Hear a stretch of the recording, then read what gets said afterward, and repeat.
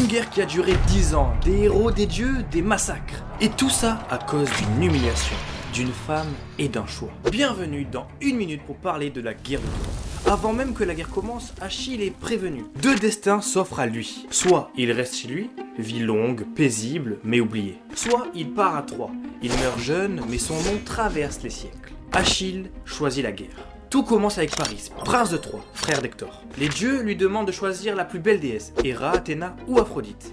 Il choisit Aphrodite. En échange, elle lui promet la plus belle femme du monde, Hélène. Problème, Hélène est mariée, et en plus au roi de Sparte. Paris l'enlève et l'emmène à Troie. Pour la Grèce, c'est une humiliation. Alors les rois grecs s'unissent, Achille, Ulysse, Ajax. La guerre commence. Pendant des années, personne ne gagne. Achille refuse même de se battre à cause d'un conflit d'ego.